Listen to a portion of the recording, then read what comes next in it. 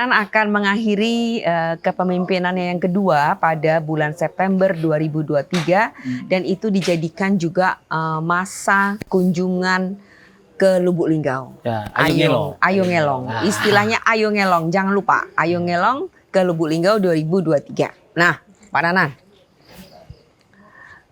Ini pertanyaan yang barangkali sensi, tapi saya kira sebagai orang politik Anda mungkin sudah banyak mendengar bahwa Pak Nanan abis ini mau ngapain, gitu ya? Mau ngapain?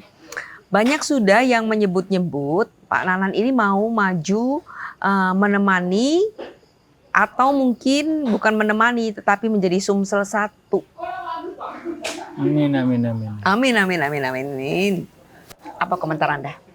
Ya, jadi aku ini sudah kayaknya terlahirkan ikut dalam kompetisi politik terus. Ya, jadi kalau dihitung itu, aku tuh udah 7 kali ikut. 7 kali? Yang langsung ya, yang aku turun langsung mendesain dan seluruhnya. Itu mertua aku 2 kali di Musirawas, kalah kalau itu. Aku sendiri yang jadi wakil kalah pemilihan tidak langsung. Kemudian pemilihan langsung wakil alhamdulillah menang. Pemilihan langsung wali kota alhamdulillah menang. Pemilihan langsung wali kota menang yang kedua. Yang ketujuh Musirawas kemarin. Jadi 7 kali aku ikut dalam kompetisi itu dan kayaknya ya udah habis. Setelah daripada ini ikut lagi kompetisi. Tunggu dulu. Mengapa Anda bilang yang Musirawas itu juga Pak Nanan ada andil? Ya, karena ya bukan apa-apa ya, karena saudara sendiri. Ya, tante manggilnya Bibi ya? Ya, Bibi, oke. Ya, jadi beliau juga sempat kalah 5 tahun yang lalu kan. Sempat mengalami juga kekalahan sama seperti aku juga pernah kalah. Dan alhamdulillah ini makanya aku hitung yang ikut langsung terlibat gitu. Ya, oke. Dan aku sendiri yang terlibat sendiri, aku pribadi 4 kali kan. 4 kali. Jadi ini pengalaman politik, tapi itu di dalam pilkada. Nah ini setelah next 2023 ini aku ikut dalam kompetisi politik pileg. Iya, pileg. Nah, aku belum pernah coba itu. Oh, oke. Itu yang agak berbeda kan. Aku belum pernah coba itu. Tapi insya Allah aku pengen coba karena mungkin beda-beda tipis lah ya. Kalau pileg kan kalau pilkada kan persaingan tidak terlalu banyak. Tapi kalau pileg persaingannya banyak. Tapi suaranya juga banyak kan. Banyak. Nah jadi ini aku coba mudah-mudahan di tahun 2023 selesai, aku langsung ikut berkompetisi untuk ke pileg. Jadi untuk ke DPR RI rencananya. Rencananya aku ikut ke DPR RI. Jadi kalaupun disinggung nak mendampingi atau harus nomor 1, itu mengalir bagi. Karena kenapa? Karena ya ini yang masaknya dulu diambil. Keruan yang masak dulu ya. Dulu karena pileg itu Februari atau Maret 2024. Kalau pilkada kan November 2024. Jadi masih lama. Ya kalaupun harus memilih yang mana nanti ya kita lihatlah. Yang mana yang terbaik ya. Kalau memang yang terbaik udah di DPR ya udah. Oke, jadi Anda akan ikut pertarungan politik berikutnya untuk pileg. Jadi istilah Pak Nanan tuh ambek yang masak dulu. Yo. Berikutnya untuk Sumsel 1 atau Sumsel 2 itu mengalir. Iya. Mengalir. Yang pasti Pak Nanan kami doakan selalu sehat. Amin. Iya kan? Sehat dulu kan? Ya, Oke. Baik, Mbak Nanan. Belakangan ini kan kita tahu ya, politik di Indonesia ini ada beberapa kepala daerah yang tertangkap OTT. Kita nggak tahu itu OTT beneran atau bagaimana gitu kan ya. Bagaimana Anda sebagai politisi kawakan boleh dibilang, ya kan senior nih, udah 2 periode ya kan? Amin. Bagaimana bisa menghindari hal-hal semacam itu? Apa kiat-kiatnya? Ya sebenarnya bukan soal menghindari ya. Jadi saya yakin juga setiap kepala daerah juga punya kecemasan saat ini ya. Kecemasan dalam pengertian ya sulit untuk mengatakan kita itu jujur. Sangat sulit lah. Ya, bagaimana kita mau bisa bilang kita jujur, ya sementara kita mengikuti proses politik yang sangat luar biasa ya. Dan semua orang sudah tahu bagaimana proses politik seorang yang ingin menjadi seorang kepala daerah ya. Tidak bisa nggak pakai kos, pasti pakai kos. Ya. Pasti pakai pembiayaan, pakai dana. Nah ini yang selalu membayangi setiap, termasuk saya juga.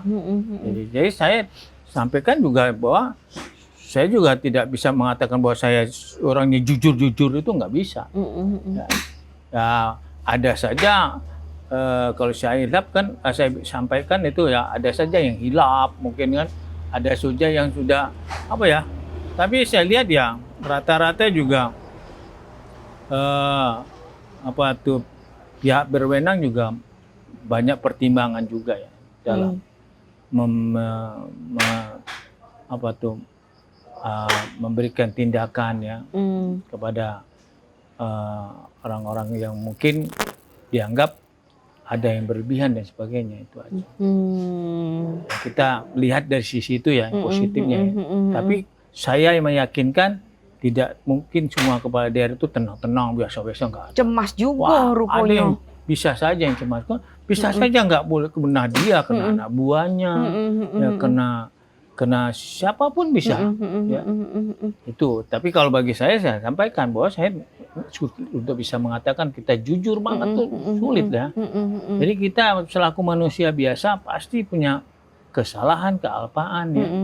Nah mudah-mudahan kesalahan dan kealpaan ini masih dalam toleransi. Masih dalam toleransi. Nah, itu saja ya. Itu harapan kita masih di situ, karena kita kan manusia kan. Nah, ini manusia juga kan, pasti punya salah. Pasti punya hilang kan. Apalagi kita ya sebagai kepala daerah yang punya beban tanggung jawab yang cukup besar kan. Ya kan? Tapi di sisi lain ya itu tadi saya bilang, ya mudah-mudahan masih ada banyak pertimbangan daripada pihak-pihak penegak hukum, ya dalam memberikan tindakan-tindakan tersebut. Melihat ya, ininya ya. Kalau semuanya mau mau semuanya ditindak, habislah semuanya. Habis semuanya. Oke. Itu kadang bikin ini nggak sih bukan hanya ketakutan ya atau kekhawatiran, tapi juga bikin udah deh istri, tapi kan istri anggota dewan juga, anggota parpol. Enggak lagi. Oh enggak lagi juga? Enggak lagi, udah mundur. Sejak saya jadi wali kota, istri saya mundur dari anggota DPRD. Oh gitu? Ya. Nah, mengapa seperti itu? Apakah karena memang Anda melihat atau memprediksi bahwa politik ini buat perempuan ya, itu nggak akan sanggup deh dihadapi atau apa? Saya malah melihat istri saya siap kok, bisa. Kenapa disuruh mundur? Dia waktu saya kampanye, istri saya terus yang maju. Saya suruh maju terus. Dan punya kapabilitas sekarang saya kan? pikir sangat mampu kalaupun dia mau terjun di dunia politik. Tapi ya itu tadi, ya saya sampaikan bahwa ya istri saya tidak perkenankan untuk maju di pilkada ke depan ini. Untuk mengganti saya enggak. Ya, dan itu sudah saya sampaikan di setiap kesempatan. Orang boleh menilai bahwa bagaimana silakan. Tapi untuk jadi wali kota, istri saya sendiri juga nggak mau. Istri saya lebih senang dia jadi senator di DPR RI ya. Mungkin dengan bisa memberikan masukan, bisa memberikan banyak sumbangsi ya kepada daerahnya. Mungkin itu banyak pertimbangan dia bilang. Nah, ada yang bilang wah ini trik politik. Nggak ada trik politik. Saya ini memang politikus ya. Saya ini memang orang politik tapi bukan politikus. Nah, itu maksud saya. Apa bedanya? Ya maksudnya saya terjun memang di dunia politik, tapi tidak sebagai politikus. Ya politikus itu kan saya terjun di partai. Kan saya tidak di partai waktu itu. Jadi sejak saya jadi wakil jadi wali kota, saya belum di partai itu. Baru terakhir ini saya di partai. Baru berapa bulan yang lalu. Kemarin-kemarin saya nggak di partai. Jadi makanya saya bisa katakan saya memang hidup di dunia politik, tapi tidak sebagai politikus.